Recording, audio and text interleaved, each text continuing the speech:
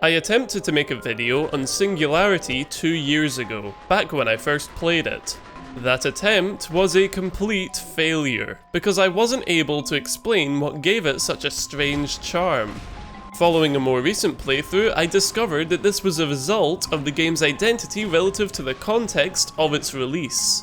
Singularity was developed by Raven Software. It was published in 2010 by Activision on PC, Xbox 360 and PlayStation 3. And this is very telling by the final product that we received.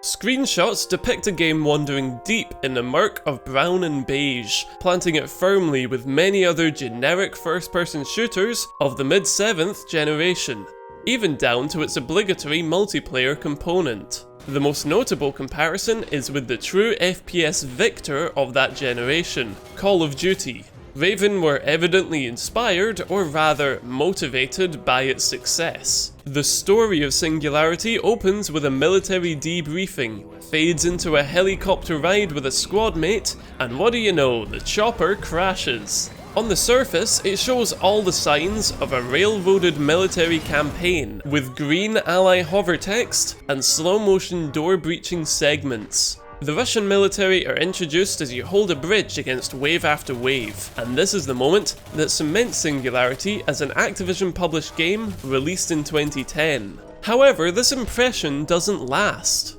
In fact, the moments preceding that shootout are slow, methodical, and brooding. With little beside audio logs to keep you company, you traverse through the residential area of the island. The atrocities of what occurred at the site coincide with some light atmospheric horror, and though it culminates in some very underwhelming jump scares that sully the entire introduction sequence, it effectively demonstrates that it's not a simple Call of Duty clone. The marketing material may imply that identity, but it feels like a weak illusion once you're the one behind the controls. It isn't Call of Duty. If anything, it's Half-Life. Your compatriot dances through the rigmarole of a military romp until he is swiftly killed by the game's antagonist. At this moment, you escape and meet a woman called Catherine, whose jacket, short dark hair, combat-oriented role, and name with an unexpected Y in it, well, you know what I'm getting at. The companion handover feels like the game passing the baton fully to its Half-Life inspiration. You may be limited to just 2 weapons at a time, but the assortment of sci-fi abilities grant you a much greater moveset. Your swift knife melee is replaced with the impulse move, a move located within the time control device that you obtain shortly after the mentioned engagement. The Time Manipulation Device, or TMD, allows you to age or de-age certain objects for light puzzle solving and combat utility. It was the TMD's ability to age your foes to dust that originally convinced me to try the game. Sadly, the options you can manipulate are limited, thereby restricting the potential for this and for other mechanics. Aging enemy cover to destroy it or de-aging your own is only useful where the developers have allowed it, an occurrence that was so rare that I often forgot the system existed. A gravity gun knockoff is bestowed upon you and is capable of picking up and throwing objects, but aside from a satisfying implementation with shield enemies, its usage is limited to picking up objects to use in very basic puzzle solving. Singularity's mechanics flip-flop between the original and the simple Half-Life knockoff. It's the underutilization of these systems that truly holds it back. Of course, this neglects its major successes. The dedication to immersion is commendable, with the first-person perspective almost never broken through the entire experience, and the elements of the HUD only appear when relevant. The story shifts between 1955 and then present-day 2010. Which provides 2 very different takes on the same environments, and much of the experience is spent looking forward to seeing how the dilapidated modern structures appeared in their prime. These areas borrow heavily from 50s sci-fi, which you can find in the warped windows and in the pale orange glows of technology. In the modern day of 2010, the remains of battles and vicious monster attacks create unsettling, gruesome art gallery showcases. It's evident that the developers meticulously placed soldiers in their final resting places to convey exactly how a fight would have went down. What I'm trying to say is that there's a highly inspired game here, but it's caked with layer upon layer of brown hues. Traveling to the past is like peeling these layers away, as the world finally gets its chance to flaunt its colour.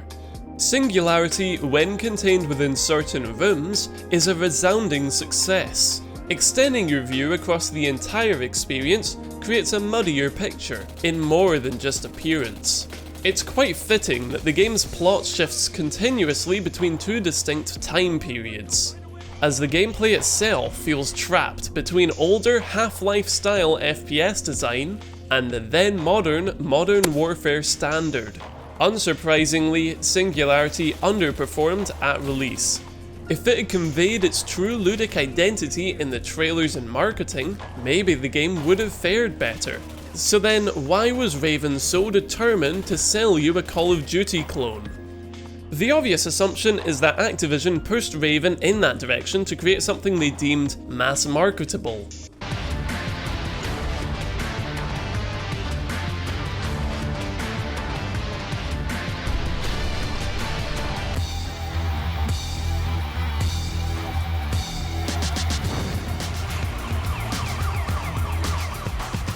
They're a publisher run primarily by investors, with a CEO who has stated numerous times that he wishes to focus on annualized franchises over investments in new IP. One interview with a former Raven dev suggests that Singularity was at one point the only original IP in-house at Activision, but the statement is unclear considering Blur and Prototype both released around that time.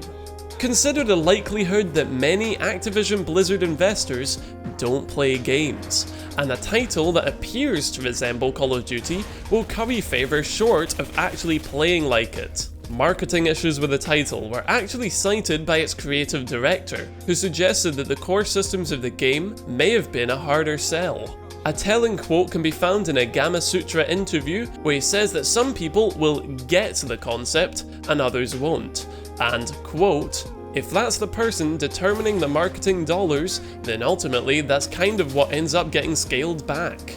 For some added context, keep in mind that Singularity saw a delay of several months, which Activision claimed was to avoid overlap with Modern Warfare 2's release. Surely this paints a clear image for both its marketing woes and gameplay shortcomings. Nah, that would be way too easy. Quotes from members of the Singularity team actually suggest that combat-heavy mechanics were implemented early on in the game's design, and that its reliance on FPS staples were in fact a developer-side decision to consolidate design and maintain consistency. It's also naive to assume that higher-ups at Activision were not consciously aware of the game's Singularity would become. For the original pitch, Raven created an internal playable demo, and surprisingly, Activision were immediately on board. Then there's another major factor, one that may have been the real root cause of the game's poor fortune. There is evidence aplenty to suggest that it was rushed. Interviews with developers at Raven Software often mentioned that they couldn't implement everything they wanted in the final product. I found multiple quotes lamenting cut TMD features, though said quotes refer to cut content more from a creative standpoint than a production one. The exception is a Polygon article written by a former Raven developer, in which he claims that Singularity was horribly rushed in its final year, with many employees facing severe crunch to meet a firm 10-month deadline for a game still in alpha. I must make it clear that this is the only major piece that I could find that explicitly mentions a Russian production, but there are clues hidden elsewhere that back this up. For example, the aforementioned delay or the presence of a prototype TMD in cinematics that contains a cut feature, the Chronolight, one that you can find in E3 2009 demo mere months before the original planned release.